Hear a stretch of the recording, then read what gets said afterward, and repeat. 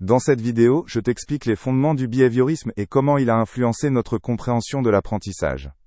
Nous allons voir ce qu'est le behaviorisme et quelles expériences importantes y sont associées. Le behaviorisme est un courant de la psychologie. Il s'intéresse à la façon dont les humains et les animaux se comportent. Il étudie surtout le comportement observable. Les processus internes, comme les pensées ou les émotions, sont moins considérés. Le conditionnement classique a été découvert grâce à des expériences avec des chiens. Un stimulus neutre, comme un son, est associé à un stimulus déclencheur, comme de la nourriture. Après un certain temps, le son seul provoque la réaction, la salivation. Cela signifie qu'un comportement a été appris. Ivan Pavlov était un chercheur russe. Il étudiait la digestion chez les chiens.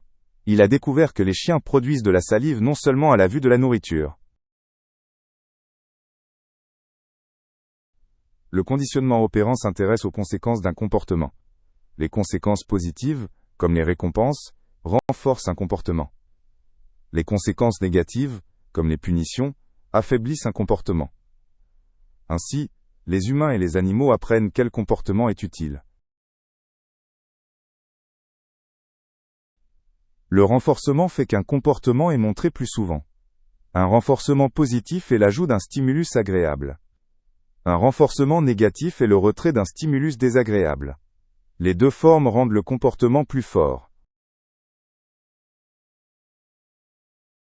La punition réduit la probabilité qu'un comportement se produise. Une punition positive ajoute un stimulus désagréable. Une punition négative retire un stimulus agréable. Mais la punition peut aussi avoir des effets secondaires indésirables.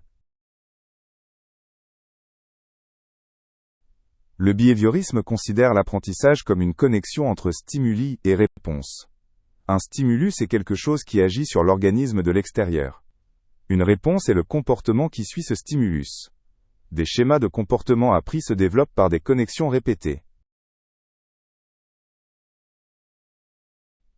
Le behaviorisme considère l'esprit humain comme une boîte noire.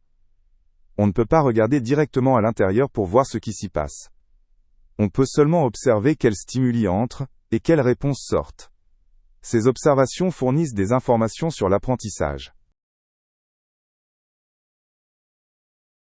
Le behaviorisme a apporté des connaissances importantes sur l'apprentissage. Il a montré que le comportement peut être façonné par des influences externes. De nombreuses méthodes d'apprentissage reposent sur ces principes behavioristes. Elles sont largement utilisées en éducation et en thérapie.